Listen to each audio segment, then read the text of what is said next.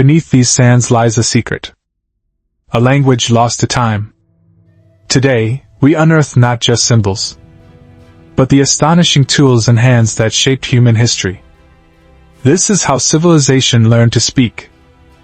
In Mesopotamia, 3400 BC, humanity's first words were pressed into clay. Not with pens, but reeds. Not on paper, but mud. This script, cuneiform, didn't just record grain counts. It birthed law, literature, and the very idea of memory. Every groove tells a story of ingenuity. Imagine writing without paper.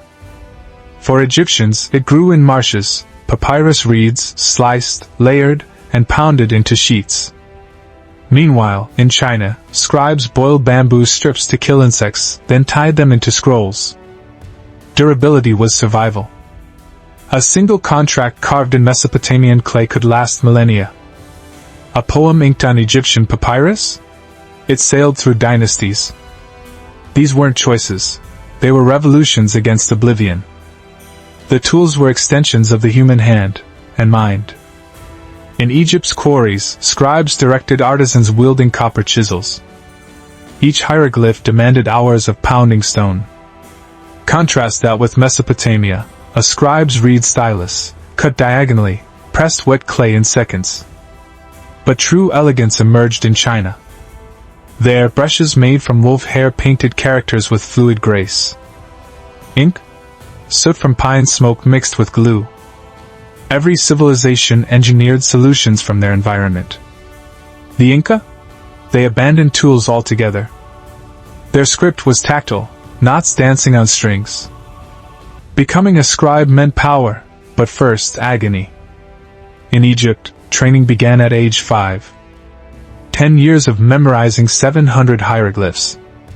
Students copied texts onto pottery shards, wrists bound to perfect posture. A single mistake meant beatings. In Sumer, scribal schools doubled as economic engines. Graduates tracked barley trades, temple offerings, and even beer rations. Their reward? Exemption from taxes, and immortality.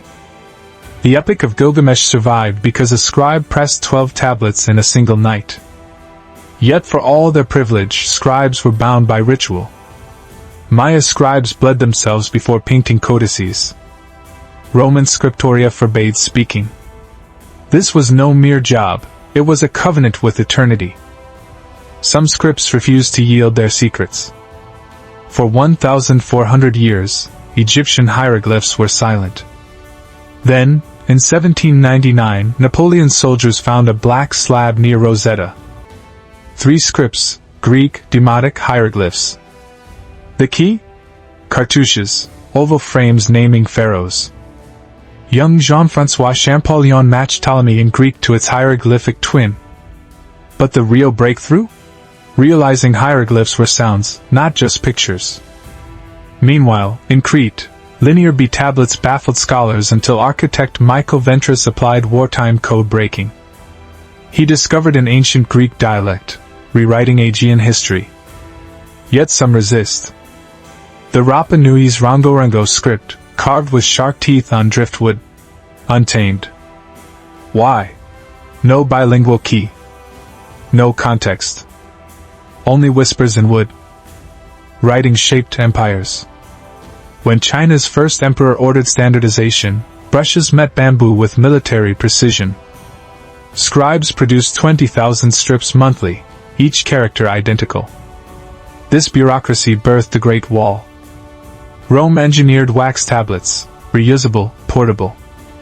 Stylus tips wrote, flat ends erased. Efficiency birthed governance. But the most profound innovation? Phoenician consonants. By stripping vowels, they created 22 modular symbols. Portable. Tradable. This alphabet sailed to Greece, birthed Cyrillic, Latin, Arabic. Suddenly, writing wasn't for elites. A fisherman could mark nets. A merchant could log debts. The cost? Voice. Vowels vanished until Greeks reinserted them. Every system traded elegance for utility, poetry for function. Touch your phone. That glass surface? It mirrors Sumerian clay. Your fingertips? They dance like a scribe's stylus. Emojis? Modern hieroglyphs. When we text, we use the same visual shorthand as an Egyptian scribe drawing for laughter. Even errors connect us. A spilled ink blot on a medieval manuscript mirrors your autocorrect fail. But the deepest legacy? Obsession with permanence. Cloud storage is today's Library of Alexandria.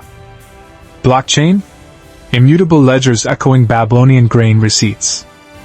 We still carve words into history, just with lasers, not chisels. These ancient scribes whisper a challenge. Make your mark. Not in clay, but curiosity. Visit a museum, touch replica tablets. Feel the weight of their struggle.